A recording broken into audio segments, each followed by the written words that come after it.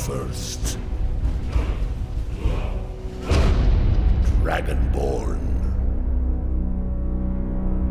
Hello ladies and gentlemen, it's Young here and welcome to what I'm guessing will be the final Skyrim Dragonborn news update video before the game's release. Before I begin, if you're one of those people who doesn't want spoilers, then what the hell are you doing here on YouTube searching for Skyrim Dragonborn videos, man? Trust me, it's not a good idea. Well, you've been warned, let's dive right into it.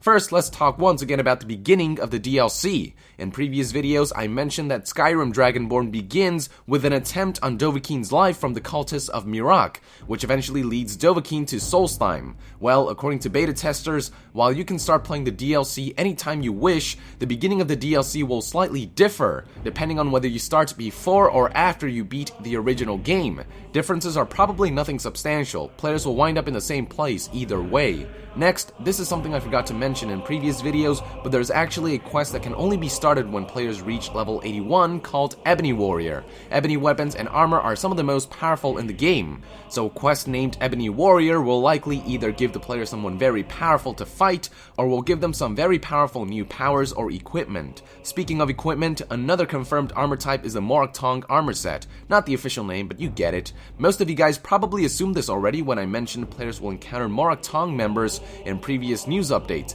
The set will likely give sneaky players some very good bonuses. Other bonuses include active effects players will find throughout Apocrypha, Hermaeus Morris's Realm of Oblivion. I mentioned in previous videos players could find a book that would grant players one of 3 active effects, which players could switch back and forth much like the Nightingale powers. Well, apparently there are 5 of these books, so players will be able to have 5 active effects at a time with the option of switching back and forth between a total of 15 active effects.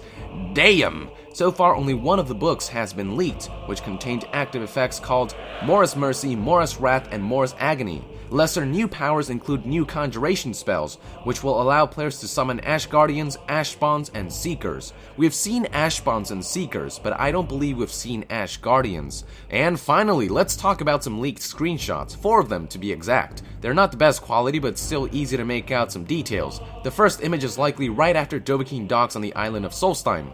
Players are greeted by a guard a la Morrowind. Then we have this screenshot that shows off a Morrowind-like setting, the southern region of Solstheim, which vastly contrasts from the northern, snowy Nordic region. We also see the player with a companion, but since both are silhouettes, I can't make out all the details. Next, we have an image that clearly shows the red mountain spewing ash in the background, but more important is the dialogue spoken by none other than Miraak himself. If this man is the one doing the talking, then Miraak is not the name of the first Dragonborn from the trailer like many people assumed. The man in the screenshot doesn't have the shoulder thingies, pants are tight rather than loose, he's not wearing the mask, and this guy just doesn't look all that much like the first Dragonborn. However, there's the possibility that Miraak is beside the player talking, so Miraak may be out of the line of sight. If you have any good sources or reasons as to why you think Miraak is the first Dragonborn, be sure to let me know in the comments below. I'm not perfect. And the last screenshot shows off a Morrowind classic, a Siltstrider. Expect these bad boys to act like carriages from Skyrim, allowing players to choose various locations to travel to. But also take a look at the armor the player is wearing. At first sight it looks like some sort of a Redguard armor, but once I saw how tightly it fit on the player, and after I took a look at the texture, I realized this could possibly be the Morag armor. I could be wrong, however. If you can give me a more accurate answer, also let me know in the comments below. That is it for today, ladies and gentlemen. Thank you for tuning in. I'll keep you guys updated on whether you should get this DLC or not, for those in doubt. So I'll be releasing a review roundup video to see what critics and players have to say about Bethesda's most ambitious downloadable content yet.